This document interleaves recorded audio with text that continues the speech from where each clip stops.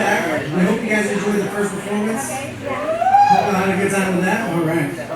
So now we're going to go ahead and kick off to our second panel, second cute date panel for this event. Yes, for the second one for day 2. All right. So we're going to go ahead and bring out our special guests with us here today. We have, of course, Jeremy Blaido.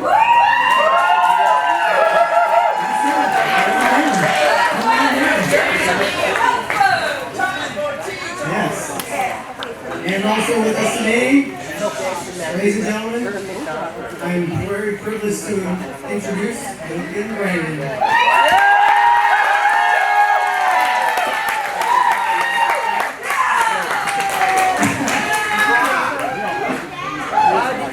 I was very pleased.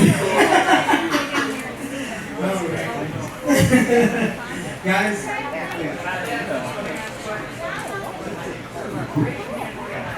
Alright, there we go. So again, thank you guys for coming out to our event, ChuckyCon 2019. Pleasure. This is awesome. You guys have done really good. Didn't they do awesome setting all this up? Yes.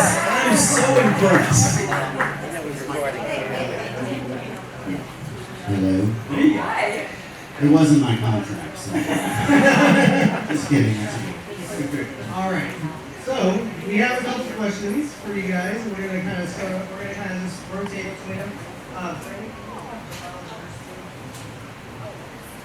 All right. So we're going to go and start off with a question here for Mr. Duncan Brannan. So I got one here. How did you start voicing Chuck E. Cheese? That is a really good story. So I had never done voiceover.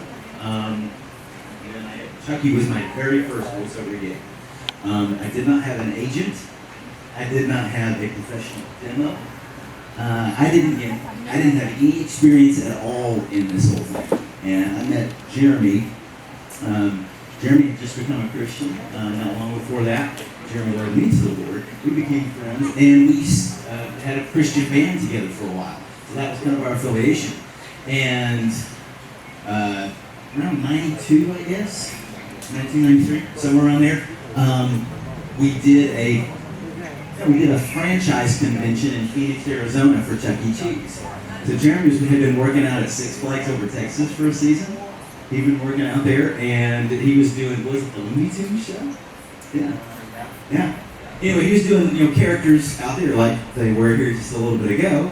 And we auditioned for the show, and he landed a part, and I was Munch. Interestingly enough, I was in the Munch suit. And they flew us out to Phoenix, Arizona.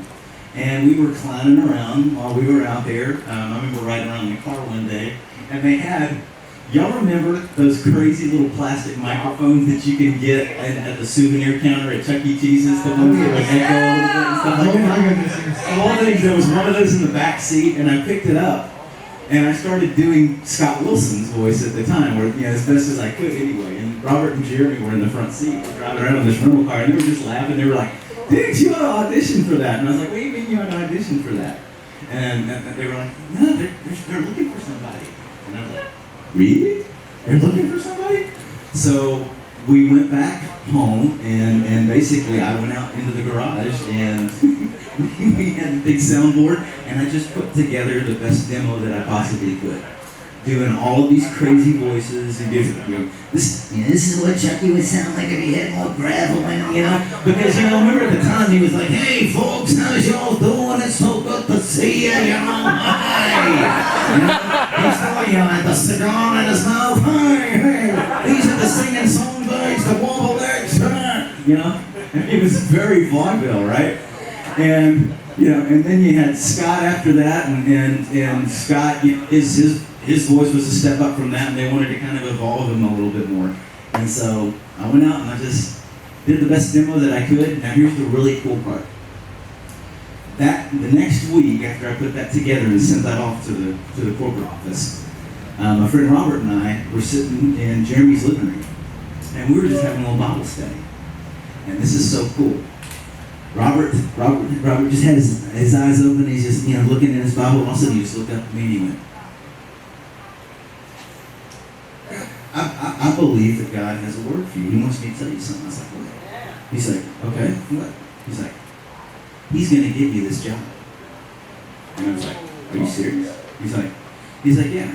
He's gonna send you into this field, and you're gonna be a light for many people. And I was like, all right, well, I guess we'll see what happens. So it was about, a few weeks later, I guess, and I get a call, and Gene Cram, who was VP at the time, and then and Dave Robinson, he was the entertainment director. Both of them were on the phone, and they were like, we heard your demo, we like it, it's the best one that we've heard and all that, and we just love to offer you the job. And I was just like, oh, praise God, that's awesome, man, I'm so excited. I was like, man, God's been talking to me about it, I'm going to do this, I'm so great. And then they were just like, we're really glad you're excited,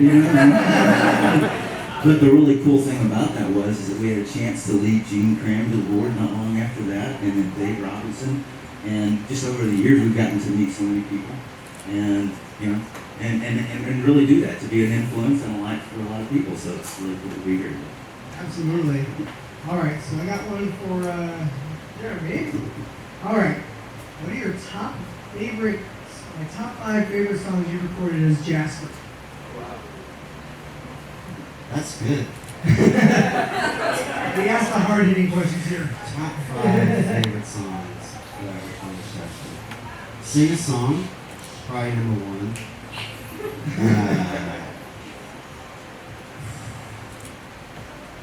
Ace in the Hole is a favorite. You got to have an ace in the hole.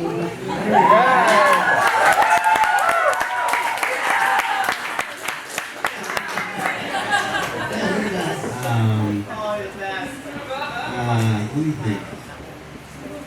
I really like the one that my good friend Dave Walser, who has been engineering all of the audio for Chuck E. Cheese since 1999. He wrote a song called Arizona. And I love that song. That was a lot of fun to sing. I really enjoyed when we did Good Vibrations. That was really fun. It was hard. It was really hard to pull off that song because, shocker, Beach Boys are really good at singing. And then probably, man, I'm just trying to go back in the archives. Probably Cheeseburger in Paradise. Cheese Pizza, Pure Delight. Cheese Pizza is Pure Delight. Yes. And that's because it's tied to the trip we took to Hawaii when we filmed up there, so it was a lot of fun. Yeah, we did all the costumes and the animation, so. Oh my goodness. All right, let's see. Now this one's for Duncan.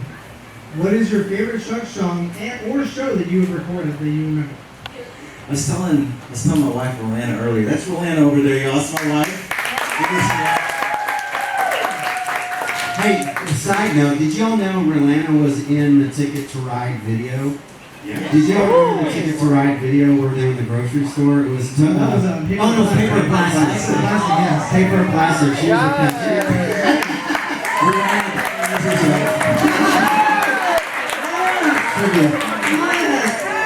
was She's also been, she was Pasquale in the Silicon Valley Showdown. That's right. Yeah. So she's been in that. Yeah, she was Helen. You were Helen in the hot air balloon. Yeah. I totally forgot about that. Yeah. Wow. So yeah, she came in kind of last minute on a lot of different things to help put the ball over going. Favorite song? You know what I remember? I don't remember the shows as much as I remember the songs.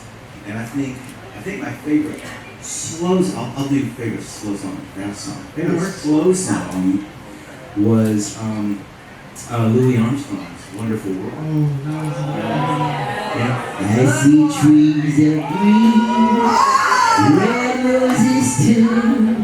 I see them bloom for me and you. And I think to myself, what a wonderful world.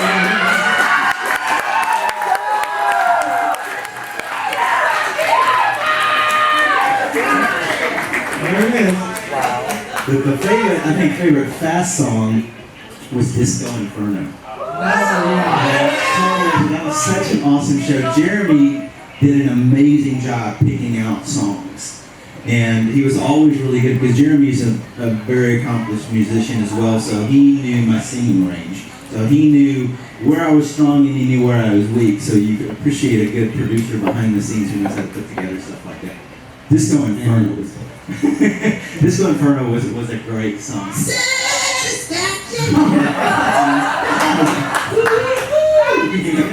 That was a great song. That was actually one of my favorites. You got my things you can tell. All right, you got another one for Jeremy. Does it surprise you that you've been doing the voice of Jasper T. Jones for almost 20 years? Since I'm only 25, it's really shocking. Yeah! It's gone by really fast. I will say that. But it's been a blessing. It really has been a blessing to work with Matt Daniel. It's a really good friend, and Dave also, like I said. Sammy Davenport has done all the music since 1998. Even with all the changes through the years, it's been a lot of fun. And I still enjoy it, although, now it's like 4 times a year I go into the recording studio, whereas it used to be I lived and breathed Chuck E. Cheese. So, Yeah. although I still kind of do, but in a different way. A different aspect of it. All right. Here's another one for Mr. Duncan. What else are you involved in besides voicing Chuck E. Cheese? Like currently, you mean? Anything in general. So Chucky was, I'll take you back for a second. So Chucky was my first gig.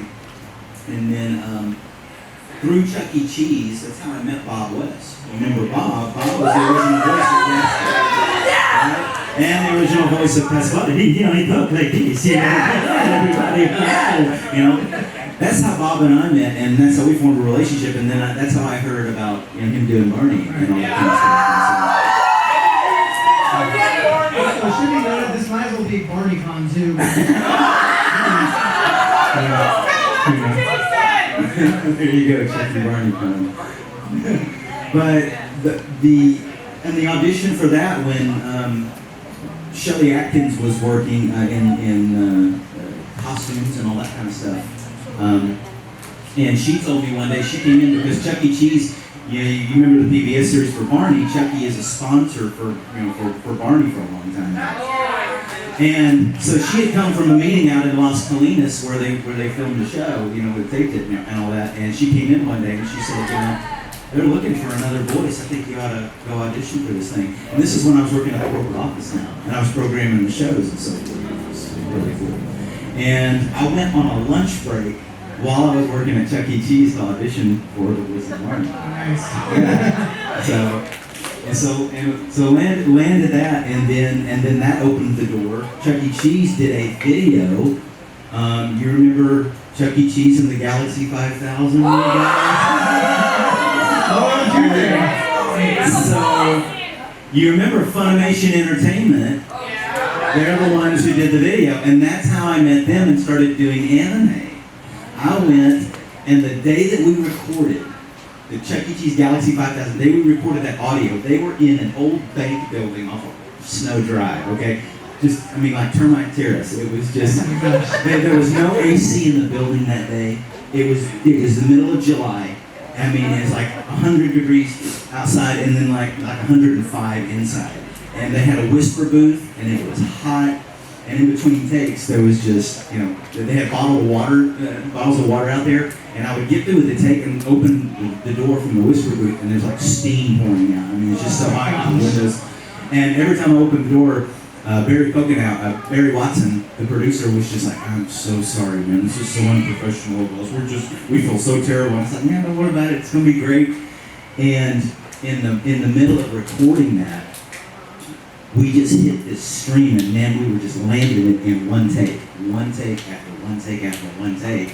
And that's where I got the name for me doing voiceover and production was One Take Wonder Productions, because that day he's like, dude, you're a one take wonder. You're a total one take wonder. And then after the session, he was like, man, would you ever be interested in doing anime? And I was like, yeah, sure. And not long after that, started doing some Dragon Ball Z and then GT and so on and so forth. So. Who did you voice in Dragon Ball? So in Dragon Ball Z, I did Bobbity. You might remember. Yes. You're all in my power right now. was one of many, and still doing stuff for Funimation right now. That's awesome. Okay.